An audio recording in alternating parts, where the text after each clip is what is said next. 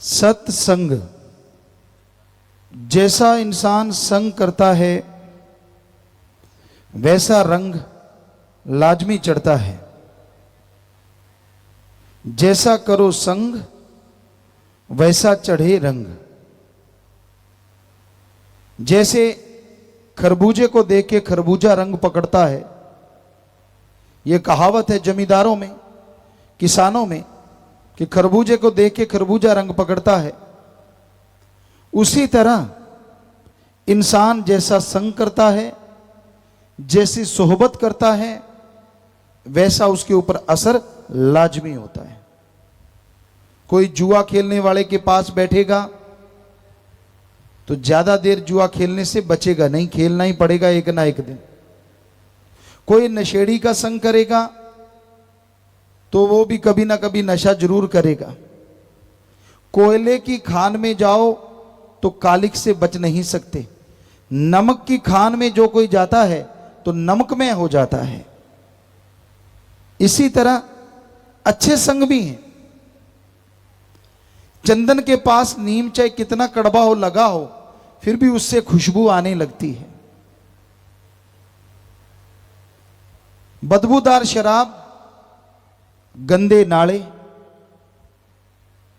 जब गंगा जी में गिर जाते हैं तो वो बदबूदार शराब या गंदे नाले नहीं कहलाते, बल्कि वो गंगा जल बन जाते हैं।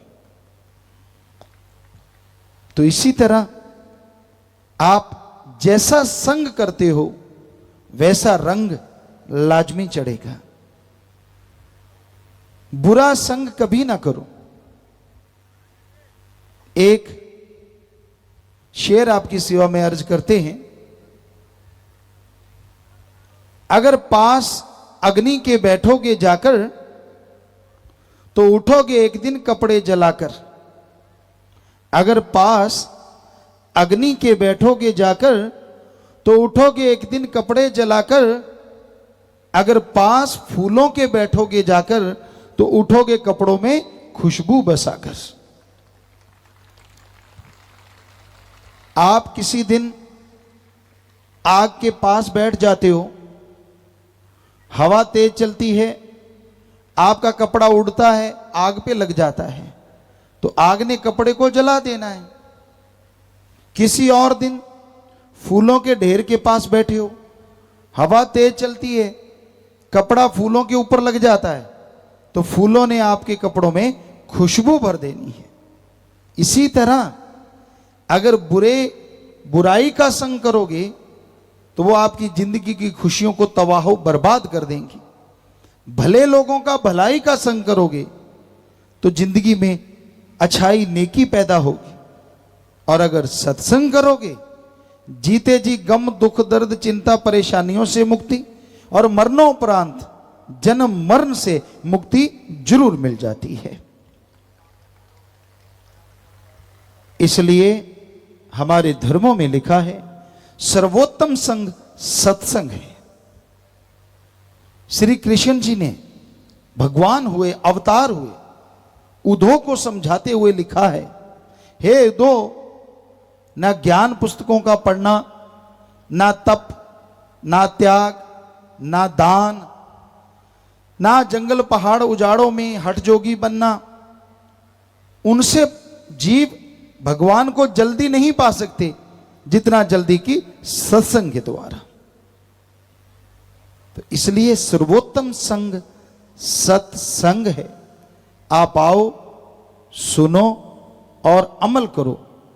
सुन के अगर अमल करते हो, सुन के अगर मानते हो, तो यकीनन आपको खुशियां मिलेंगी, यकीनन भगवान की कृपा दृष्टि के काबिल आप बन जाएंगे। इसलिए सत्संग सुन के अमल करना चाहिए। और सत्संग में क्या समझाया जाता है कि आप अपनी बुराइयां छोड़ो। बुरी आदत जिसको पड़ जाती है ना, कितना ही जोर लगा लो छूटती नहीं जल्दी से। एक कहावत है, पशु रस्सा चबाना लग जाए, चाहे उसको बिनोला डालो, चने डालो, वो अच्छे नहीं लगेंगे, वो रस्सा चबाएगा ही चबाएगा। वैसे ही आदमी की आदतें हैं, जैसी आदत पड़ गई, अगर बुरी आदत पड़ गई, गलत आदत पड़ गई, मेवे मिठाइयां कितनी खिला दो, वो गंदगी में मुंह मारेगा ही मारेगा। कबीर जी ने लिखा है,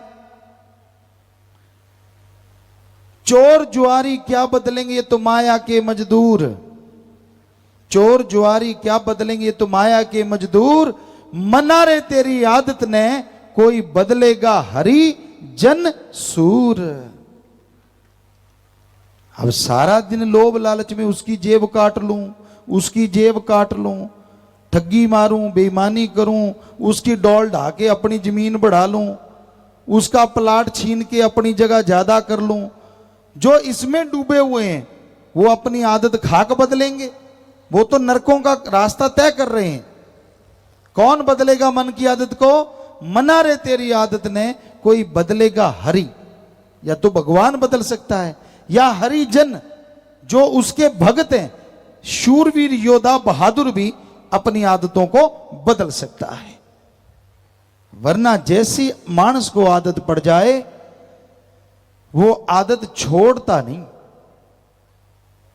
तो संत आते हैं आदमी के अंदर जो आत्म बल है, जो रूहानी ताकत है, उसको बढ़ाने के लिए, कि आपके अंदर भगवान ने घनी ताकत भर रखी है, पर वो दबी हुई है, जैसे दूध में घी है पता ही नहीं, धरती में पानी, फूलों में खुशबू, सरसों तिलों के दानों में तेल।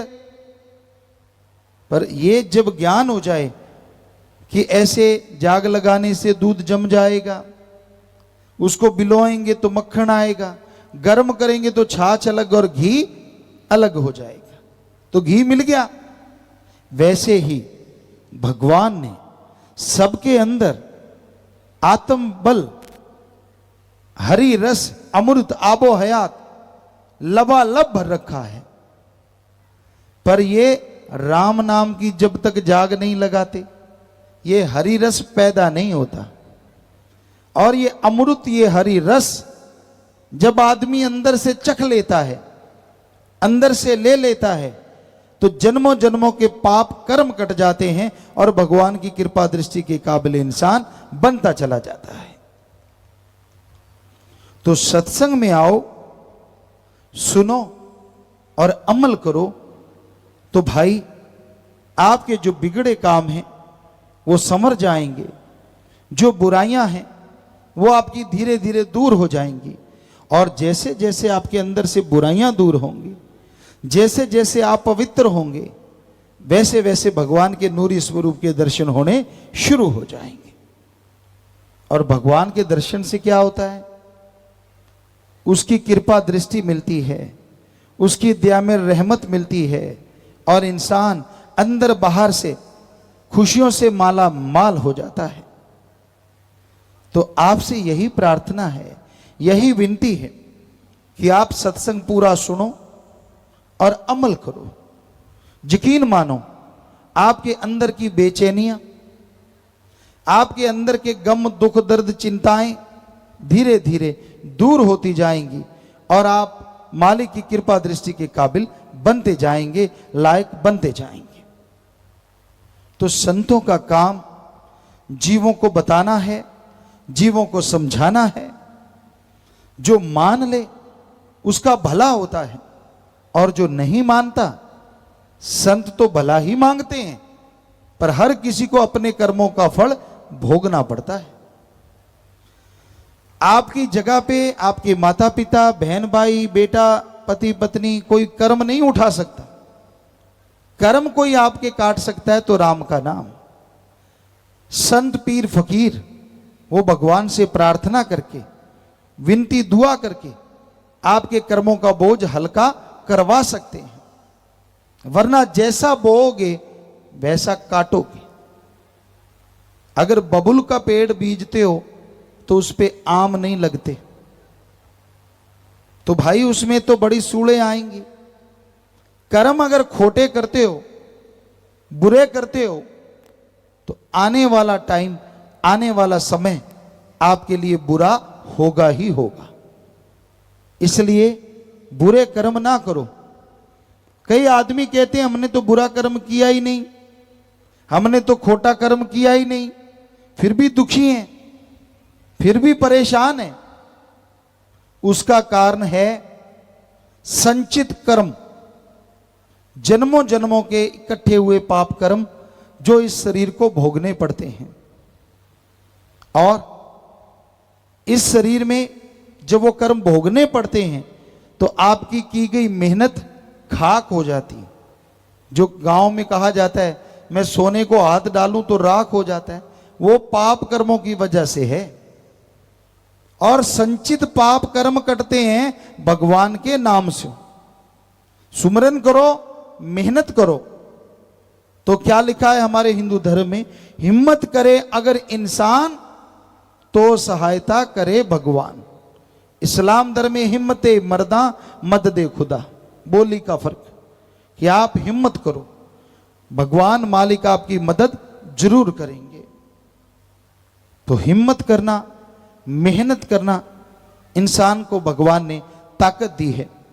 तो आप हिम्मत कीजिए, अच्छे कर्म कीजिए, मालिक से मालिक को मांगो, मालिक से मालिक की औलाद का भला मांगो, तो मालिक आपका भला जरूर करेंगे। सत्संग में आते हो तो संतों की बात सुनो, बतियाओ ना, आपस में बातें ना करो। क्योंकि संत जो बात कहने आते हैं वो भगवान के वचन होते हैं, और आदमी सुन के मान ले तो उसके आने वाली जिंदगी के आदर्श की प्राप्ति का बीमा हो जाता है। यानी घनी खुशियां उसको मिलेंगी, बहार छा जाती है जिंदगी में, पतझड़ का मौसम कभी आता नहीं। तो संत सत्संग में बुराइयां छुड़ाने आते हैं। सत्संग का मतलब यह नहीं होता कि पहले आपसे पैसा इकट्ठा करें और बाद में सत्संग करें, या सत्संग करने के बाद आपसे पैसा ले लें। वो सत्संग नहीं, वो तो एक बिजनेस है, एक व्यापार है जो दुनिया में बहुत लोग कर रहे हैं। भक्तजनों, भगवान का नाम तो अनमोल है, ईश्वर नाम अमोल है, बिन दाम बिकाए, बिना दाम के मिलता है। संत पीर फकीर ईश्वर का नाम बिना दाम के देते हैं, वही फलता फूलता है। तो इसलिए भगवान के नाम का जाप करो। भगवान की अगर आप सेवा करना चाहते हो, दान करना चाहते हो, पुण्य करना चाहते हो, कोई रोकता नहीं, करो, पर सही जगह करो। कोई बीमार है उसका इलाज करवा दो, कोई भूखा है उसको खाना दे दो, कोई प्यासा है पानी पिला दो। इस पे जो आपका पैसा लगेगा वो बिल्कुल सच्चा दान है, बदले में खुशी ना मिले हम आपको गारंटी देते हैं।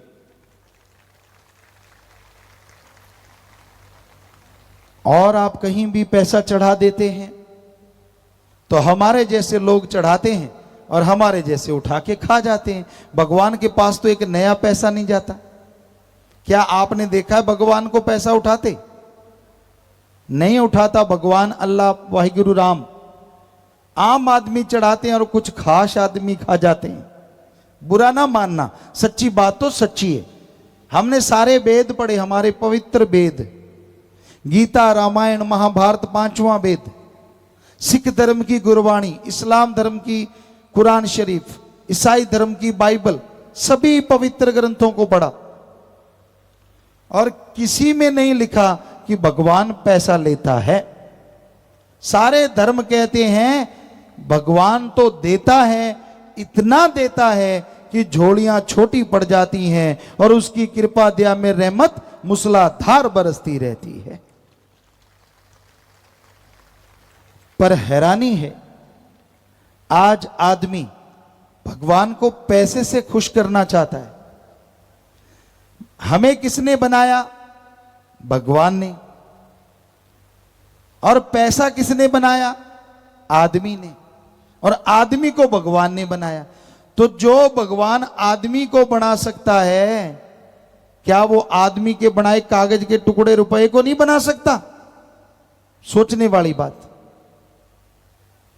वो तो सब कुछ बना सकता है। तो भाई हकीकत यही है, सच यही है कि भगवान देता है, लेता नहीं है। वो दाता है, मंगता नहीं है। उससे मांगने का तरीका आना चाहिए, सच्ची भावना से, तड़प के, रो के, वैराग्य से। भगवान से भगवान को मांगो, भगवान से अच्छे कर्म के लिए ताकत मांगो, तो यकीनन वो आपको ताकत देगा, यकीनन वो आपको शक्ति देगा, और उसके सहारे ही आप भगवान की कृपा दृष्टि के काबिल बनेंगे और दया में रहमत से माला माल हो जाएंगे। तो संत समझाने आते हैं, संत सत्संग लगाते हैं ताकि समाज की बुराइयां दूर हों। सत्संग लगा के समझाते हैं ताकि इंसान गम, दुख, दर्द, चिंताओं से मुक्ति हासिल कर ले। तो संतों की बात सुनो, अमल करो, मानो, तो वो नजारे मिलते हैं, वो खुशियां मिलती हैं जो आपने कभी सपने में भी नहीं सोची होती। सत्संग में थाने बेरा लाग सी कीरे वंशज थे हो भाई, कीरे वंशज थे हो। और अगली लाइन में इसका जवाब है, मालिक स्यों थे बिछड़ रह आया, मालिक रह वंशज हो भाई, मालिक रह वंशज हो। संगत में संत बात साची कर सी। हर कोई कहता है कि मेरा वंशज वो था, मेरे पुराने बुजुर्गों का नाम ये था, हमारी पीढ़ी वहां से चली थी। पर कितने? कोई 10, कोई 20, कोई 100, कोई 200 बुजुर्गों का बता सकता है। पर असलियत में हम किसके वंशज हैं? हमारे धर्मों की बात जो कि 100% सच है, उसके अनुसार देखें तो हम उस ओंकार के वंशज हैं जिसने ब्रह्मा जी, विष्णु जी, महेश जी को बनाया। कहते हैं ये जो शरीर बने, संभ्य मनु, हिंदू धर्म में ब्रह्मा जी के बच्चे संभ्य मनु और औरत सतरूपा, उसकी औलाद हैं हम सारे के सारे। और इस्लाम धर्म की माने तो वो कहते हैं आदम और हव्वा की औलाद है, आदमियत।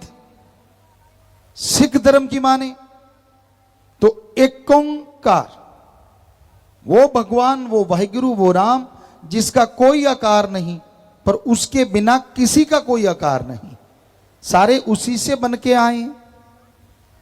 ईसाई धर्म की माने तो द सुप्रीम पावर गॉड, वो भगवान, वो मालिक कि हम औलाद हैं, इंसानियत हमारी जात है। तो हम सब उस परम पिता परमात्मा के, परम शक्ति के वंशज हैं। सबके सब। भाषा अलग हो गई, महापुरुष आए, वो जो भाषा बोलते थे उसके अनुसार हिंदू, मुस्लिम, सिख, ईसाई और भी अलग अलग धर्म बने। पर पानी को जल कह दो, वाटर, वाशर, आब, नीलू, नीरू, अने, तो पानी का नाम बदलने से क्या पानी का स्वाद या रंग बदलेगा? नहीं बदलता। सोचने वाली बात, छोटा सा पानी, उसका नाम बदलने से अगर वो नहीं बदलता तो भगवान का नाम बदलने से भगवान कैसे बदलेगा? हमारी भाषा बदल जाने से हमारी जात कैसे बदल जाएगी? अगर आपको यकीन नहीं आता तो आपको एक उदाहरण देते हैं। हिंदू, मुस्लिम, सिख, ईसाई, बौद्धिस्ट, जैनिज, जितने भी पारसी जो भी धर्म है, सबके एक जैसे रंग वाले बच्चे ले लो, जन्म लेते ही सबको एक जगह लिटा दो, क्या कोई बुद्धिजीवी बता देगा कि कौन सा बच्चा किस धर्म का है? नहीं बता सकता। ऐसा तो है नहीं किसी के ताज लगा हो, किसी के पंख लगा हो, किसी के पूंछ लगी हो तो पता चल जाए ये पूंछ वाले वो हैं, ताज वाले वो हैं। ऐसा तो है नहीं। हम सब तो एक ही, मानस की जात सब है, एक को पहचान। हमारी जात मानस है, सबको एक ही समझो, यही कहते हैं धर्म।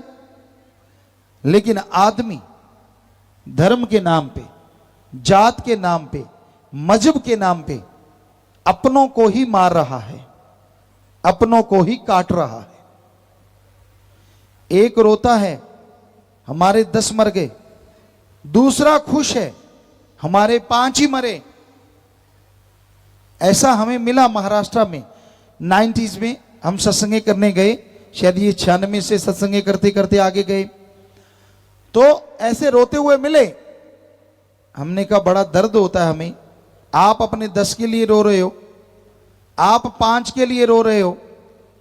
अरे 15 के 15 ही इंसान मरे, 15 के लिए कोई भी नहीं रोता। मरे तो सारे इंसान, पर नहीं, आदमी अपने धर्म जात मजहब को इंसान समझता है और दूसरे को पशु, जो कि धर्मों में नहीं सिखाया। धर्म शब्द का मतलब है धारण कर लो, अपना लो, ग्रहण कर लो। आदमी को आदमी से जोड़ो और आदमी को ओम हरि अल्लाह राम से जोड़ो, भगवान से जोड़ो। धर्म तो ये सिखाते हैं, पर कोई सुनता नहीं, सुनता है तो मानता नहीं, अपनी मन मर्जी करते हैं और मन मर्जी दुखों का कारण है। तो भाई हम उस मालिक से बन के आए, सबके अंदर एक जैसा खून है, अंदर चर्बी, ऊपर लपेटा चमड़ा, हड्डियों का ढांचा। ये तो है नहीं किसी के घी दूध बहता हो और किसी के पानी रगों में बहता हो। जब बीमार पड़ता है कोई धर्म जात नहीं देखते, जिसका खून जिसको मैच करता है लगा देते हैं और आदमी की जान बच जाती। क्या पशु का खून लगता है आदमी के? अभी तक तो नहीं लगा। कलयुग का कुछ भरोसा नहीं लगने लग जाए तो सीधी सी बात, हम सब एक हैं और हमारा मालिक एक है। यही सच्चाई है, चाहे कोई माने चाहे कोई ना माने, पर धर्मों की सच्चाई आपको बता रहे हैं। धर्मों में कोई ऊंच नीच नहीं, कोई छोटा बड़ा नहीं। तो भाई सत्संग एक रूहानी काल जरूर है, बारे बतावे जठे रूर है, बारे बतावे प्रभु सु मिलने रो ई में असली पाठ पढ़ावे, आओ संगत में हिबड़ो थारो खुशी से भरसी रे। तो अगले अंतरे में ये आया कि सत्संग में जो ज्ञान दिया जाता है इंसान की पूरी जिंदगी में वो काम आता है, पूरी जिंदगी उससे खुशियां मिलती रहती हैं। आपको एक छोटी सी सच्ची कहानी सुनाते हैं। एक चोर था, बड़ा ही शातिर चोर। राजा महाराजाओं का समय था उस टाइम। तो वो चोर चोरी करता था, कभी पकड़ा नहीं गया था। बड़ा ही जबरदस्त, बड़ा चालाक, बड़ा शातिर। जब वो मरने लगा तो उसने अपने बेटे को सिखाया, क्योंकि चोरी के गुरु सिखा दिए थे। कहने लगे बेटा कभी पकड़े जाओ तो मानो ना कि मैंने चोरी की है, पर सबसे पहला गुण ये है, चोरी करो, चोरी का सामान सबसे पहले छुपा दो, खुर्द बुर्द कर दो।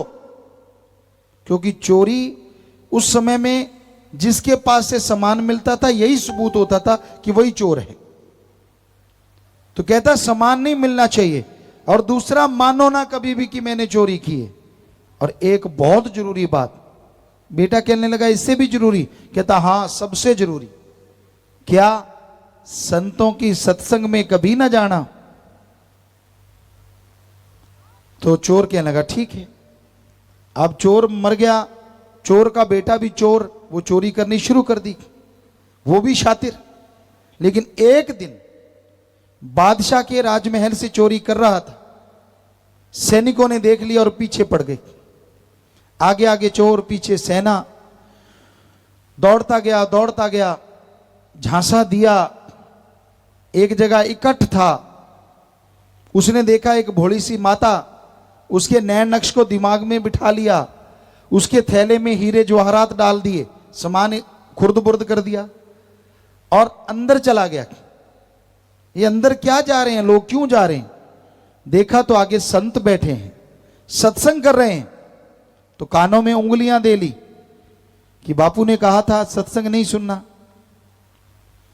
अब आदमी की आदत है, आदमी को कह दो इधर मत देखो, कुछ देर तो नहीं देखेगा, बाद में देखेगा जरूर उधर है क्या जो मुझे रोका है, आदत है। तो चोर के भी दिल में है यार, ऐसा संत क्या कहते हैं जो बापू ने रोका कि इसकी बात नहीं सुननी। उसने कानों में से उंगलियां निकाली, संतों के वचन आए, देवी देवताओं की परछाई नहीं होती। उसने कानों में फिर उंगलियां दे ली, कानों में उंगलियां दे ली और चुपचाप बैठ गया। बाहर निकला जब, सेना ने पकड़ लिया, क्योंकि सैनिकों ने देखा था कि ऐसा हुलिया है, ऐसा आदमी है। पकड़ के ले गए राजा के पास। राजा ने पूछा क्या भाई इसके पास सामान मिला? कहते ना जी बादशाह, इसके पास सामान तो नहीं है। कहने लगा फिर? कहते जी हमने इसको खुद देखा है दौड़ते हुए, पांव देखो इसके हैं, पर सामान नहीं है। वो चोर से पूछे, चोर माने ना, कहता मैंने तो चोरी की ही नहीं, मैं तो वैसे ही घूम रहा था इधर, पैरों के निशान है तो क्या हो गया। अब बड़ा चक्कर पड़ा, जैसे पूछना चाहते थे सैनिकों ने पूछा, पर वो माना नहीं। राजा की जासूस हुआ करती थी, लड़कियां भी लड़के भी। एक बहुत तेज थी, कहने की बादशाह मुझे पता है चोर कैसे मानेगा, मैं मना लूंगी सच। बादशाह कहने लगा कैसे?